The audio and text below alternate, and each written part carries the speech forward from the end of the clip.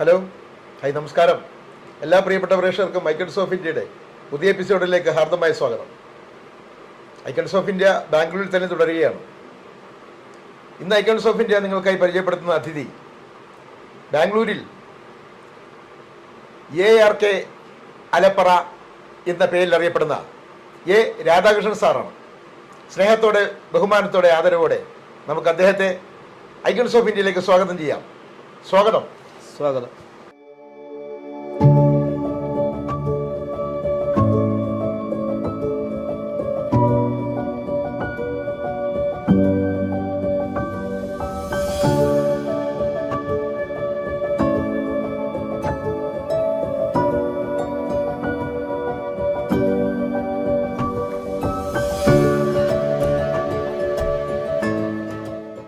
ഇന്ന് icons of ഇന്ത്യയിലെ അതിഥി സാറാണ്.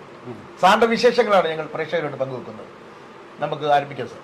ശരി. അപ്പോൾ സാറിന്റെ ഈ പ്രൊഫഷണൽ വിശേഷം തന്നെ ആദ്യം ആയിക്കോട്ടെ.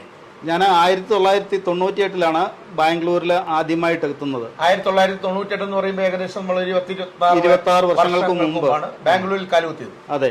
LLB പഠിക്കുവാനുള്ള മോഹവുമായിട്ടാണ് നമ്മൾ ഇവിടെ. അതെ അതെ, LLB പഠിക്കുക. ഞാൻ B.Ed കഴിഞ്ഞിട്ടുള്ള സ്കൂളിൽ അധ്യാപകനായിരുന്നു.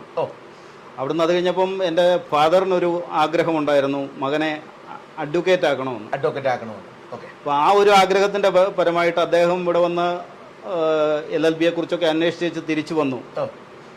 അത് കഴിഞ്ഞിട്ട് പുള്ളി മരിച്ചു പോയി കഴിഞ്ഞപ്പം ശരി, അദ്ദേഹത്തിൻ്റെ ആഗ്രഹം ഒന്ന് ഫുൾഫിൽ ചെയ്തേക്കാം എന്നുള്ള ഒരു രീതിയിലാണ് ഞാൻ ബാംഗ്ലൂരിലേക്ക് വരുന്നത്. അതിനുശേഷം അല്ലമീൻ കോളേജ് എന്ന് പറയുന്ന ഒരു കോളേജിലാണ് നമ്മൾ LLB കംപ്ലീറ്റ് ചെയ്ത് 3 വർഷത്തെ കോഴ്സാണ്. 3 വർഷത്തിൽ ഞാൻ മാത്രമാണ് അവിടെ 60 പേരിൽ എഴുതിയതിൽ ഒരാൾക്ക് ഒറ്റ ചാൻസ് കിട്ടിയ ഒരാളാണ്. ബാക്കി 59 പേരും അവരെ വീണ്ടും പരീക്ഷകളൊക്കെ എഴുതി. അത്യാവശ്യം പഠിക്കാൻ എടുക്കണമായിരുന്നു. നിയമവശങ്ങളെല്ലാം ഒറ്റ വർഷം 3 വർഷം കൊണ്ട് തന്നെ എല്ലാം മനസ്സിലാക്കി കയറ്റി. അതെ അതെ, ആദ്യത്തെ പ്രാവശ്യം തന്നെ വിജയിച്ചു. അതെ അതെ, ഒരു വർഷം നമുക്കൊരു ആദ്യത്തെ കൈയടി. അതിന് വേണ്ടിട്ട് ഒരു ബാക്ക്ലോഗൊന്നും വന്നിട്ടില്ല. നമുക്ക് ഒരു വർഷത്തെ പോലും ബാക്ക്ലോഗ് വന്നില്ല. എല്ലാ വർഷം ആഗ്രഹം, ആഗ്രഹത്തിലൂടെ നമ്മൾ വന്നിരിക്കുന്നത്. ആഗ്രഹ സഫലീകരണത്തിനാണ് നമ്മൾ റിസ്ക് എടുത്ത് പഠിച്ചു. അതെ അതെ അതെ, എല്ലാ നിയമങ്ങളും അരച്ചു കലക്കി. 30 സബ്ജക്റ്റ് ആണ് ഉണ്ടായിരുന്നത്. LLBക്ക് ഇവിടെ പഠിക്കേണ്ടത് 30 സബ്ജക്റ്റ് ആണ്. ഓരോ വർഷം 10 സബ്ജക്ട് വെച്ചാണ്. ആദ്യം ജൂറിസ്പ്രൂഡൻസ്, പിന്നെ constitutional law, family law, Muslim law, ഇങ്ങനെ പലതും അങ്ങനെയുണ്ട്. ലേബർ ലോ, അങ്ങനെ പല ബ്രാഞ്ചുകളായിട്ട് 30 ഹെഡിങ്ങുകളിലാണ് നമ്മൾ സാധാരണ LLB പഠിക്കുന്നത്. ഇപ്പോഴും അതേ സിലബസ് ആണ് ഇപ്പോഴും പഠിക്കുന്നത്. എൻ്റെ ചേട്ടൻ്റെ മുകളിൽ ഇപ്പോൾ ഇവിടെ ഉണ്ട്. പുള്ളിക്കാരി ഇപ്പം പഠിച്ചുകൊണ്ടിരിക്കുന്നുണ്ട്. ഈ വർഷം ജോയിൻ ആയി 2nd സെമസ്റ്റർ ആയിട്ടുണ്ട്. അതിനുശേഷം ഇവിടെ തന്നെ നമ്മൾ ബാർ കൗൺസിൽ ഇവിടെ തന്നെ രജിസ്റ്റർ ചെയ്യുക ചെയ്ത് ഇവിടെ പ്രാക്ടീസ് തുടങ്ങി. Advocate V. കൃഷ്ണൻ എന്ന് പറയുന്ന ഒരു അഡ്വക്കേറ്റിന്റെ കീഴിലാണ് തുടങ്ങിയത്. അതെ അതെ, അത് പക്ഷേ ഒരു വർഷമേ കണ്ടിന്യൂ ചെയ്യാൻ എനിക്ക് പറ്റിയുള്ളൂ. അതിനു മുമ്പ് തന്നെ പല ആക്സിഡന്റ് ഒക്കെ ആയിട്ട് ഇവിടെ 2 ആക്സിഡന്റ് ആയി. ബാംഗ്ലൂർ വന്നു കഴിഞ്ഞപ്പോൾ 2 ആക്സിഡന്റ് ആയി കഴിഞ്ഞപ്പോഴത്തേന് നമുക്ക് ആ കണ്ടിന്യൂ ചെയ്യാൻ പറ്റിയില്ല. സീനിയറുടെ പേരെന്താ പറഞ്ഞത്? Advocate V. കൃഷ്ണൻ. അദ്ദേഹത്തിന്റെ ആ ഒരു വർഷത്തെ എക്സ്പീരിയൻസ് എങ്ങനെയുണ്ടായിരുന്നു? വളരെ നല്ല രീതിയിലുള്ള ഒരു പരിശീലനമാണ് കിട്ടിയത്. അദ്ദേഹം ആ ഒറ്റ വർഷം കൊണ്ട് തന്നെ നമ്മളെ കേസ് ഏൽപ്പിച്ചായിരുന്നു. സ്വന്തമായിട്ട് നീ പോയിട്ട് ചെയ്തോ എന്ന് പറഞ്ഞിട്ടില്ലേ? അങ്ങനെ അതുകൊണ്ടാണ് അങ്ങനെ തന്നിരുന്നു എന്ന് പറഞ്ഞാൽ, ഞാൻ അതിനു മുമ്പ് തന്നെ ഞാൻ അവിടെ അഡ്വക്കേറ്റ് കൃഷ്ണൻ സാറിന്റെ അടുത്ത് ചെല്ലുന്നതിന് മുമ്പ് തന്നെ ഞാൻ 3rd ഡിഗ്രി ഒക്കെ പഠിക്കുന്ന സമയത്ത് തന്നെ നമ്മൾ കേസുകൾ ഡ്രാഫ്റ്റ് ചെയ്യുന്നതും ഒക്കെ നമ്മൾ പഠിച്ചിരുന്നു. നല്ലപോലെ സ്വന്തമായിട്ട് കേസുകൾ കൈകാര്യം ചെയ്യാനുള്ള ഒരു രീതിയിൽ നമുക്ക് 3 വർഷം കൊണ്ട് തന്നെ നമ്മളൊരു സീനിയറിന്റെ ഒരു 3 വർഷം പോയില്ല, 1 വർഷം മാത്രമേ പോയില്ല. 3 വർഷത്തെ പഠനത്തിൽ തന്നെ സീനിയറിന്റെ ഹെൽപ്പ് ഇല്ലാതെ തന്നെ നമ്മൾ ഒറ്റക്കാലിൽ നിൽക്കാൻ തുടങ്ങിയിരുന്നു. അതെ അതെ അതെ. ഓക്കെ, അതിനുശേഷമാണ് നമ്മൾ സീനിയർ ഡിഗ്രിയിൽ വരുന്നത്. അതെ അതെ, ഒരു വർഷം സിവിൽ മാറ്റേഴ്സ് ആണ് അദ്ദേഹം കൈകാര്യം ചെയ്തുകൊണ്ടിരുന്നത്. അദ്ദേഹം നമുക്ക് ഈ ഒരു വർഷം എന്തെങ്കിലുമൊക്കെ സ്റ്റൈഫൻഡ് എന്തായിരുന്നു തന്നുകൊണ്ടിരുന്നത്? അന്ന് എനിക്ക് 1000 രൂപയാണ് ഒരു മാസം തന്നുകൊണ്ടിരുന്നത്. അപ്പോൾ അതിൻ്റെ അകത്ത് 750 രൂപയും ചെലവായെന്ന് പറഞ്ഞാൽ റെന്റ്, വീടിന്റെ റെന്റിന് തന്നെ 750 രൂപ ചെലവാകുമായിരുന്നു. അപ്പം ബാക്കി ഒരു 250 രൂപയിലാണ് നമ്മൾ അന്ന് വന്നത്. വീട്ടിൽ നിന്നോ നാട്ടിൽ നിന്നോ ഒന്നും നമ്മൾ പ്രത്യേകിച്ചൊന്നും കൊണ്ടുവന്നിട്ടൊന്നുമില്ല. 23 വർഷങ്ങൾക്ക് മുമ്പ്. അതുകൊണ്ടാണ് നമ്മൾ പോയിക്കൊണ്ടിരുന്നത്. അത് കഴിഞ്ഞപ്പോഴത്തേനും നമുക്ക് ആ ഒരു രീതിയിൽ തന്നെ നമ്മുടെ മെയിൻ്റെനൻസ് ആവില്ല എന്നായപ്പോൾ കഴിഞ്ഞപ്പോഴത്തേനും നമ്മൾ ഈ ചില ലേ ഔട്ട് ഡെവലപ്മെന്റ്സ് കാര്യങ്ങളൊക്കെ ഉണ്ട്, ലേ ഔട്ടിന്റെ ഡെവലപ്മെന്റ്. അപ്പോൾ ആ പരിപാടികളിലൊക്കെ ചില ആൾക്കാർ നമ്മളോട് ഈ ലീഗൽ ആയിട്ടുള്ള സംശയങ്ങളൊക്കെ ചോദിച്ചു തുടങ്ങി. അവരുടെ ഡോക്യുമെന്റ് വെരിഫൈ ചെയ്ത് കൊടുക്കാൻ പറ്റുമോ എന്നൊക്കെ ചോദിച്ചു തുടങ്ങി. അപ്പം അങ്ങനെ ചില ഇവിടെ ഒരു ലേഔട്ടിൽ നമ്മളിപ്പം കണ്ട ഗ്രീൻവുഡ് ലേഔട്ട് എന്ന് പറയുന്ന അവിടെ ഒരു വീടുകൾ പോലുമില്ല. ഇപ്പം കണ്ടു കഴിഞ്ഞാൽ ഭയങ്കര സിറ്റി ആയിട്ടിരിക്കുന്ന ആ സ്ഥലത്ത് ഒരു 1 കിലോമീറ്ററൊക്കെ ദൂരം നമുക്ക് ചുമ്മാ വേക്കൻ്റ് ആയിട്ട് കാണാം ലാൻഡ്. അവിടെ ഒരു വീടുകൾ ഒന്നും ഇല്ലായിരുന്നു. ഇവിടുന്ന് പോയി കഴിഞ്ഞാൽ നമുക്കൊരു വെള്ളം കിട്ടണമെങ്കിൽ തന്നെ വലിയ ബുദ്ധിമുട്ടായിരുന്നു. അവിടെ ചെന്ന് കഴിഞ്ഞാൽ ഒരു കടയൊന്നും ഉണ്ടായിരുന്നില്ല. അപ്പോൾ അവിടെ ഒരു ലേഔട്ടിൽ നമുക്ക് ഒരു ആളെ പരിചയപ്പെട്ടൊരു പുട്ടസ്വാമി എന്ന് പറയുന്ന പുട്ടസ്വാമി ലേഔട്ടാണെന്നാണ് ആ ലേഔട്ട് പുട്ടസ്വാമി ലേഔട്ട് എന്നാണ് അറിയപ്പെടുന്നത്. അപ്പോൾ ആ പുള്ളി നമ്മളോട് ഈ സഹായം അഭ്യർത്ഥിക്കുകയൊക്കെ ചെയ്ത് കഴിഞ്ഞപ്പോൾ തന്നെ ഓരോ സൈറ്റിന്റെ ഇത് ചെയ്ത് കഴിയുമ്പോൾ നമുക്കൊരു 5000 രൂപ പുള്ളി പ്രതിഫലം തരും. നമ്മുടെ ബുദ്ധി കൊണ്ട് ഒരു സൈറ്റ് രജിസ്റ്റർ ചെയ്യുമ്പോൾ തന്നെ നമുക്ക് 5000 രൂപ നമ്മുടെ ആ സർവീസിന് വേണ്ടിയിട്ട് പുള്ളി സിവിൽ മാറ്റേഴ്സും ക്രിമിനൽ വ്യത്യാസം. സിവിൽ മാറ്റേഴ്സ് എന്ന് പറഞ്ഞാൽ പ്രോപ്പർട്ടി ഡിസ്പ്യൂട്ട് ആണ്. ബന്ധപ്പെട്ടുള്ള കാര്യങ്ങൾ ഇതൊക്കെ പ്രത്യേകിച്ച് ബാംഗ്ലൂരിലൊക്കെ സ്ഥലം മേടിക്കുമ്പോൾ അത് വളരെ ഇമ്പോർട്ടന്റ് ആണ്. ഡോക്യുമെന്റ് വെരിഫിക്കേഷൻ എന്ന് പറയുന്നത്. അപ്പൊ ഇവിടെ എ കാത്ത, ബി കാത്ത, സി കാത്ത, ഇങ്ങനെയൊക്കെ പല കാത്തകളുണ്ട്. അപ്പൊ അതുപോലെ തന്നെ രജിസ്റ്റർ ചെയ്യുന്ന ഒരു സൈറ്റ് തന്നെ പലരുടെ പേരിലൊക്കെ രജിസ്റ്റർ ചെയ്യും.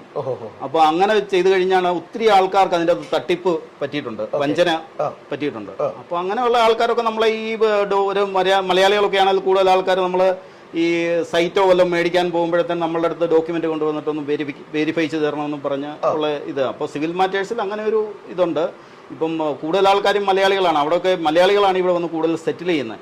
സ്വന്തമായിട്ട് വീടുണ്ടാക്കി സെറ്റിൽ ചെയ്യുന്നത് മലയാളികളാണ്. ബാക്കിയുള്ള ഇപ്പം നമ്മൾ നോർത്ത് ഇന്ത്യയിൽ നിന്നൊക്കെ വരുന്ന ആൾക്കാരാണെങ്കിൽ എന്ത് ചെയ്യും, അവർ അപ്പാർട്ട്മെന്റുകളാണ് മേടിക്കുക. അവരെ ഇവിടെ വന്ന് താമസിക്കാനുള്ളൊരു ചിന്ത അവർക്കില്ല. അവർ ചെയ്യുന്നത് എന്താണെന്ന് വെച്ചാൽ അവർ ഇത് കഴിഞ്ഞിട്ട് അപ്പാർട്ട്മെന്റ് വിറ്റിട്ട് നേരെ അവരുടെ നേറ്റീവ് പ്ലേസ്, അതായത് സ്വദേശത്തേക്ക് മടങ്ങുകയാണ് ചെയ്യുന്നത്. മലയാളികൾ എന്ന് പറഞ്ഞാൽ ഇവിടെ ഇപ്പോൾ ഈ ഒരു കോൺസ്റ്റിറ്റ്യുവൻസി നമ്മൾ ഈ കേരപുരം എന്ന് പറയുന്ന സ്ഥലത്ത് തന്നെ നമുക്ക് വേണമെങ്കിൽ ഒരു MLA ജയിപ്പിക്കാനുള്ള മലയാളികളുടെ സാന്നിധ്യം ഇവിടെ ഉണ്ട്. അത്രയോ വീടുകളുണ്ട്. ഈ ഒരു ഏരിയയിൽ തന്നെ 500 വീടുകളുണ്ട്. അത്രേ, അതാ പറഞ്ഞേ. അതുപോലെ ആൾക്കാരുണ്ട് ഈ സ്ഥലത്ത്. പിന്നെ നമ്മളിവിടെ സാമൂഹ്യ സംഘടനകളിലും ഒക്കെ ഇവിടെ ഉദയനഗറിൽ തന്നെ ഒരു അമ്പലം, അയ്യപ്പന്റെ അമ്പലം വന്നപ്പോൾ അതിന്റെ ഫസ്റ്റ് പ്രസിഡന്റ് ആയിരുന്നു. എനിക്ക് 27-28 വയസ്സ് മാത്രമേ ഉള്ളൂ. ആ സമയത്ത് ഒരു അമ്പലത്തിന്റെ പ്രസിഡന്റായിട്ട് നമ്മള് ചെറുപ്രായത്തിൽ 28-ാം വയസ്സിൽ അവര് അമ്പലത്തിന്റെ പ്രസിഡന്റായിട്ട് വന്നു. അത് കഴിഞ്ഞപ്പോ ട്രഷറർ, അങ്ങനെ പല ഇതിൽ പ്രസിഡന്റ് അഡ്വക്കേറ്റ് ആണെന്ന് പറയുമ്പോൾ അവർക്ക് ക്രെഡിറ്റ് അല്ലേ? അതെ, അങ്ങനെ ആവും, അങ്ങനെ കൂടെ ഉണ്ടാവും. അപ്പൊ അതുകൊണ്ട് അത് വന്നു. അങ്ങനെ കൂടുതൽ ഇവിടെ ആൾക്കാർ അറിയാൻ തുടങ്ങി. അതുപോലെ തന്നെ അത് കഴിഞ്ഞപ്പോൾ തന്നെ കർണാടക നായർ സർവീസ് സൊസൈറ്റി എന്ന് പറയുന്ന ഒരു സംഘടനയുണ്ട്. Karnataka Nair service society. അതിന് ഈ ദൂരവാണി നഗറിലെ ഏരിയയിൽ ഞാൻ പറഞ്ഞില്ല, ഇവിടെ ഒരു 500 വീടുകളുണ്ട്. നായേഴ്സിന്റെ മാത്രമായിട്ടുള്ള ഒരു 500 വീടുകളുണ്ട്. അപ്പം അതിന്റെ സെക്രട്ടറി ആയിട്ട് വന്നു ഞാൻ. ദൂരവാണി നഗർ കരയോഗത്തിന്റെ സെക്രട്ടറി ആയിട്ട് കുറച്ച് നാൾ പ്രവർത്തിച്ചു. അത് കഴിഞ്ഞപ്പോൾ അതിന്റെ തന്നെ കർണാടക നായർ സർവീസ് സൊസൈറ്റിയുടെ ബോർഡിലേക്ക് ഓൾ കർണാടക വരുന്ന ഒരു ഇതാണ്. അതായത് 28 കരയോഗങ്ങളുണ്ട് ഓൾ കർണാടകയിൽ. ഇന്നിപ്പോൾ അത് 35, 40, 41 എന്നാണ് എനിക്ക് തോന്നുന്നത്. ഇന്ന് ഓൾ കർണാടക, മംഗലാപുരം, ഉടുപ്പി, മറ്റേ സുള്ളിയ, ആ സൈഡെല്ലാം ചേർത്ത് മൈസൂര്, അങ്ങനെയൊക്കെയുള്ള അതിൻ്റെ ഒരു ബോർഡ് എന്ന് പറയുന്നത് അത്രയും ആൾക്കാർ അവിടുന്ന് ഇവിടുന്ന് ഒക്കെ വരുന്ന ആൾക്കാരാണ്. അപ്പോൾ അങ്ങനെ ഒരു സ്ഥാപനത്തിലൊരു ബോർഡ് മെമ്പറായിട്ട് ഇരിക്കാനും സാധിച്ചു. അപ്പോൾ അത് കഴിഞ്ഞിട്ട് പിന്നീട് നമുക്കുണ്ടായിരുന്നതെന്ന് പറയുന്നത് ഈ ഇവിടെ കലാപരമായിട്ടുള്ള പ്രവർത്തനങ്ങളിൽ നമ്മൾ കുറച്ച് ഇൻവോൾവ് ചെയ്തുകൊണ്ടുണ്ട്. അപ്പോൾ 2001 മുതൽ നമുക്കിവിടെ നൂപുരം എന്ന് പറയുന്ന ഒരു പരിപാടി, ടാക്ട് ബാംഗ്ലൂർ എന്ന് പറയുന്ന ഒരു സംഘടന ഞാൻ ഉണ്ടാക്കി. അതിന്റെ ഫൗണ്ടർ പ്രസിഡന്റാണ് ഞാൻ. സെക്രട്ടറി സ്ഥാനമൊക്കെ ചെയ്തതിനു ശേഷം വീണ്ടും നമ്മൾ സ്വന്തമായിട്ടൊരു സംഘടന ടാക്ട് ബാംഗ്ലൂർ എന്ന് പറയുന്ന ഒരു സംഘടന, ടാക്ട് ബാംഗ്ലൂർ. അപ്പൊ അതിന്റെ കെയർ ഓഫിൽ നമ്മൾ കൂടുതൽ ഈ കലയെ പ്രോത്സാഹിപ്പിക്കുന്ന ഒരു പരിപാടി.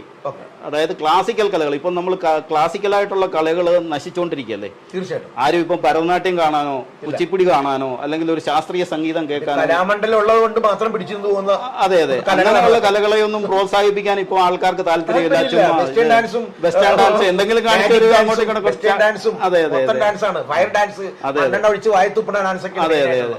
അങ്ങനെയുള്ള സംഭവം. അത് നമുക്ക് ഈ ശാസ്ത്രീയമായിട്ട് കലകളെ പ്രോത്സാഹിപ്പിക്കണമെന്നുള്ള ഒരു ആഗ്രഹം കൊണ്ട് ആണ് നമ്മൾ ഈ നൂപുരം എന്നുള്ള ഒരു പരിപാടി 2010 മുതൽ 2 ദിവസം നിൽക്കുന്ന ഒരു പരിപാടിയാണ്. അതായത് ആദ്യത്തെ ദിവസം ക്ലാസിക്കൽ മ്യൂസിക് ഫുൾ ടൈം, രാവിലെ തൊട്ട് വൈകുന്നേരം വരെ ക്ലാസിക്കൽ മ്യൂസിക്. രണ്ടാമത്തെ ദിവസം രാവിലെ മുതൽ വൈകുന്നേരം വരെ ക്ലാസിക്കൽ ഡാൻസ്, അതായത് കുച്ചിപ്പുടി, ഭരതനാട്യം, കഥക്, അങ്ങനെയുള്ള മത്സരമില്ല, ആൾക്കാർക്ക് പെർഫോം ചെയ്യാനുള്ള ഒരു അവസരം. എന്നാന്ന് വെച്ചാൽ കുട്ടികൾ പഠിക്കുന്ന കുട്ടികൾക്ക് അത് പെർഫോം ചെയ്യാനുള്ള ഒരു സ്ഥലം ഇല്ല. ആര് കൊടുക്കും? ഇപ്പൊ ഒരു ഭരതനാട്യം പഠിക്കുന്ന ഒരു കുട്ടിക്ക് അതിനൊരു അരങ്ങേറ്റം നടത്തണമെങ്കിൽ, ഇവിടെ ഇപ്പം സാധാരണ രീതിയിൽ നടത്തണമെങ്കിൽ എന്ത് വേണം? ഒരു 6 ലക്ഷം 7 ലക്ഷം രൂപയാണ് അതിന്റെ ചെലവ് ഒരു സ്റ്റേജ് ചെയ്യണമെങ്കിൽ. അതായത് അതിന്റെ ഇത് പറയുന്ന എന്താ, അരങ്ങേറ്റം എന്ന് പറയുന്ന ആ പരിപാടി ചെയ്യണമെങ്കിൽ ഒരു 7 ലക്ഷം രൂപയാണ്. ഇപ്പം കഴിഞ്ഞെടുത്ത എന്റെ ഒരു സുഹൃത്തിന്റെ മകള് അതുപോലെ ചെയ്തു. 7 ലക്ഷം രൂപ ചെലവായി പരിപാടി. ഈ ഒരു ഡാൻസ് പഠിപ്പിച്ചിട്ടൊന്ന് ആരെങ്കിലും ഒന്ന് കളിപ്പിക്കണമെങ്കിൽ 7 ലക്ഷം രക്ഷകർത്താക്കൾക്ക് 7-7.5 ലക്ഷം രൂപ വേണം. 7 ലക്ഷം ഒരു ദിവസത്തെ ചെലവാണ് 7 ലക്ഷം രൂപ എന്ന് പറയുന്നത്. അതുവരെ പഠിപ്പിക്കാനുള്ള ചെലവ്, കുട്ടിയെ പഠിപ്പിച്ച് അത് പെർഫോം ചെയ്യണമെങ്കിൽ ഒരു 5-6 വർഷം വേണം. അതിന് ഗുരുവിന് ഫീസ് കൊടുക്കണമല്ലോ. അപ്പോൾ അങ്ങനെയുള്ള ഒരു ഓപ്പർച്യൂണിറ്റി ഇല്ലാത്ത ഒത്തിരി കുട്ടികൾ, നല്ല കലാകാരികളും ആൾക്കാർക്ക് ഒക്കെ പെർഫോം ചെയ്യാൻ അവസരമില്ലാതിരുന്ന ഒരു സ്ഥലത്താണ് നമ്മൾ അങ്ങനെ ഒരു പരിപാടി തുടങ്ങിയത്. അപ്പോൾ 2 ദിവസം നമ്മളിവിടെ ഒരു ഹാള് ബുക്ക് ചെയ്തിട്ട് 2 ദിവസം നീണ്ടു നിൽക്കുന്ന പരിപാടികൾ നമ്മൾ അറേഞ്ച് ചെയ്തിട്ടുണ്ട്. ഇപ്പം അതിൻ്റെ നമ്മുടെ ഇത് യൂട്യൂബിലൊക്കെ ഉണ്ട്. ടാക്ട് നൂപുരം സെർച്ച് ചെയ്ത നമ്മുടെ ഗൂഗിളിൽ സെർച്ച് ചെയ്ത് കഴിഞ്ഞാൽ തന്നെ അതിൻ്റെ വീഡിയോകൾ അവൈലബിൾ ആണ്. അപ്പൊ സാറ് കോടതിയിൽ പോകാത്ത സമയങ്ങളിൽ ഇങ്ങനെയുള്ള പരിപാടികൾ പ്രോത്സാഹിപ്പിക്കുന്ന ഒരു പ്രസ്ഥാനങ്ങൾ. അതെ അതെ അതെ. അപ്പൊ സാറിന് അപ്പൊ ഇതല്ലാതെ സാറിന് വേറെ സ്ഥാപനങ്ങൾ? വേറെ സ്ഥാപനങ്ങൾ എന്ന് പറഞ്ഞാൽ ഞാനൊരു ഭദ്രം വെഞ്ചേഴ്സ് എന്ന് പറയുന്ന ഒരു കമ്പനി, ഭദ്രം വെഞ്ചേഴ്സ്, അതിന്റെ ലീഗൽ അഡ്വൈസർ ആണ്. എന്റെ ജ്യേഷ്ഠന്റെ മകനാണ് അതിന്റെ മാനേജിംഗ് ഡയറക്ടർ. നമ്മൾ ഈ ബിൽഡിങ്ങുകൾ കോൺട്രാക്ട് അടിസ്ഥാനത്തിൽ എടുത്ത് കെട്ടിക്കൊടുക്കുന്ന ഒരു സ്ഥാപനമാണ്. അപ്പോൾ അതുകൊണ്ട് അവർക്ക് കിട്ടുന്ന അതിൻ്റെ ലീഗൽ പ്രശ്നങ്ങളൊക്കെ എന്തൊക്കെ ഉണ്ടെങ്കിലും അവരുടെ ഡേ ടു ഡേ നമ്മൾ ചെയ്യുന്നതാണ്. അഡ്വക്കേറ്റ് എ രാധാകൃഷ്ണൻ സാർ എന്താണെന്നും സാറിന്റെ സ്ഥാപനങ്ങൾ എന്താണെന്നൊക്കെയുള്ള ചെറിയ വിശേഷങ്ങൾ സാറ് ഞങ്ങളുടെ ഐക്യൻ സോഫിയുടെ പ്രേക്ഷകരോട് പങ്കുവച്ചു. അത് നിർത്തിയിട്ടില്ല, ഇനിയൊക്കെ കുടുംബ വിശേഷങ്ങൾ അറിയണം. ഇതിപ്പോ പ്രൊഫഷണൽ ആയിട്ടുള്ള വിശേഷങ്ങളാണ് പങ്കെടുത്തിട്ടുള്ളത്. ഇനി നാട്ടിലോട്ടൊന്ന് പോവാം. നാട് എവിടെയാണ്? നാട് ആലപ്ര എന്ന് പറയും, മണിമല എന്ന് പറയുന്ന സ്ഥലത്താണ്. ആലപ്ര, എരുമേലി അമ്പലമൊക്കെ അറിയില്ലേ? ആലപ്ര എന്ന് പറയുന്നത് നമ്മുടെ സ്ഥലപ്പേരോട് ചേർന്ന്. അതെ അതെ. ആനിപ്പള്ളിൽ രാധാകൃഷ്ണൻ ആലപ്ര. ആനിപ്പള്ളിൽ നിന്നാണ് വീട്ടുപേര്. അല്ലേ? ആലപ്രയിൽ അച്ഛന്റെ പേരെന്തായിരുന്നു? അച്ഛന്റെ പേര് പുരുഷോത്തമൻ നായർ. അമ്മയുടെ പേര് തങ്കമ്മ. മൂത്തവനാണോ ഇളയവനാണോ? ഏറ്റവും ഇളയത്. അപ്പൊ മൂത്ത 2 പേരുണ്ട്. ഒരാള് രാജൻ എന്നാണ് പേര്. രാജൻ എന്ത് ചെയ്യുന്നു? പുള്ളി കൃഷി കാര്യങ്ങളൊക്കെ ആയിട്ട് കർഷകനാണ് നാട്ടില്. അദ്ദേഹത്തിന്റെ 2 കുട്ടികളും എന്റെ കൂടെയാണ് ഇവിടെ ഉള്ളത്. ഇവിടെ എനിക്ക് PG ഉണ്ട്, പേയിങ് ഗസ്റ്റ്, ഗേൾസിന് ലേഡീസിന് വേണ്ടിയിട്ടുള്ള പേയിങ് ഗസ്റ്റ് ഉണ്ട്. അത് നടത്തുന്നത് എന്റെ ചേട്ടന്റെ മകളാണ്, ജയലക്ഷ്മി എന്നാണ് പേര്. ശരി ശരി. അപ്പോൾ അനിയന്റെ കയ്യിലേക്ക് ഭദ്രമായിട്ട് മക്കളെ വിട്ടിട്ട് അവിടെ കൃഷിപ്പണി. അതെ, ഞാൻ പറഞ്ഞില്ലേ, എന്റെ ഭദ്രം വെഞ്ചേഴ്സ് എന്ന് പറയുന്ന അതിന്റെ മാനേജിംഗ് പാർട്ണർ എന്ന് പറയുന്നത് എന്റെ ചേട്ടന്റെ മകനാണ്, ജയകൃഷ്ണൻ എന്നാണ്. പെങ്ങന്മാരുണ്ട്. ഒരാൾ രാജലക്ഷ്മി എന്നാണ് പേര്.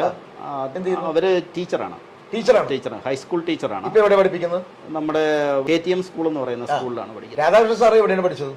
ഞാൻ പഠിച്ചത് ആലപ്ര തന്നെയാണ്. ആലപ്ര LP സ്കൂൾ എന്ന് പറയുന്ന ഒരു സ്കൂൾ ഉണ്ടായിരുന്നു. അത് കഴിഞ്ഞ് എന്റെ അമ്മാവന്റെ തന്നെ ഒരു സ്കൂളുണ്ട് അവിടെ. അപ്പൊ അങ്ങനെ നമ്മൾ ഇവിടെ വന്നു, അഡ്വക്കേറ്റ് ആയി.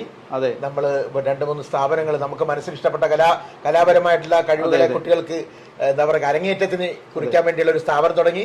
ആ കുട്ടികളെ പഠിപ്പിക്കാൻ വേണ്ടിയുള്ള ഒരു സ്ഥാപനം തുടങ്ങി. അതിൽ മികച്ച ഒരു നർത്തകി തന്നെ ക്ലാസ് എടുക്കുന്ന ഒരു സ്ഥാപനം, അല്ലെ? അപ്പോൾ നമ്മള് കുട്ടികൾക്ക് നല്ല രീതിയിൽ നൃത്തം അഭ്യസിക്കണമെങ്കിൽ സാർ ആ പേരൊന്ന് പറഞ്ഞോളൂ. ഭദ്രം സ്കൂൾ ഓഫ് ആർട്സിൽ വന്നാൽ മതി, ബാംഗ്ലൂര് കേട്ടോ. ഓക്കെ. അപ്പൊ സാർ, അപ്പൊ ഇത്രയും നേരം സാർ വളരെ സംഭവം നല്ല എല്ലാ കാര്യങ്ങളും പറഞ്ഞു. സാറിന്റെ വിവാഹം കഴിച്ചോ സാർ? ഇല്ല. ഞാൻ സിംഗിൾ ആണ് സാർ. അപ്പൊ നമ്മുടെ ഈ യുവതലമുറക്ക് ഒരു എന്തെങ്കിലും ഒരു മെസ്സേജ് സാറിന്റെ വക? അതെ, മെസ്സേജ് എന്ന് പറയുന്നത് നമ്മൾ യുവജനങ്ങള് മറ്റുള്ളവരെ ആശ്രയിക്കാതെ ജീവിക്കാനുള്ള ഒരു ഇതുണ്ടാകും. ഞാൻ പറഞ്ഞ അവിടെ 1000 രൂപ സാലറിയിൽ വന്ന ആളാണ്. എൻ്റെ സ്വന്തം പ്രയത്നം കൊണ്ട് മാത്രമാണ് ഞാൻ ഇതുപോലെ ഇപ്പൊ ഈ ഇരിക്കുന്ന ബിൽഡിങ് എൻ്റെ സ്വന്തമാണ്. 2 സ്ഥാപനങ്ങൾ. അങ്ങനെ പ്രയത്നം ചെയ്യാതെ ഒരു കാര്യവും നമുക്ക് സാധിക്കില്ല. കഠിന പ്രയത്നം ചെയ്തു കഴിഞ്ഞാൽ വിജയം ഉറപ്പ്. അതാണ് സാർ പറയുന്ന ഉപദേശം. Okay sir. അതെ. അപ്പൊ സാർ, ഇത്രയും നേരം വളരെ രസകരമായ രീതിയിൽ തന്നെ സാറിന്റെ എല്ലാ വിശേഷങ്ങളും ഐക്യൻ സോഫിയുടെ പ്രേക്ഷകരോട് പങ്കുവച്ചു. ഒത്തിരി നന്ദി sir. Thank you sir. Thank you so much.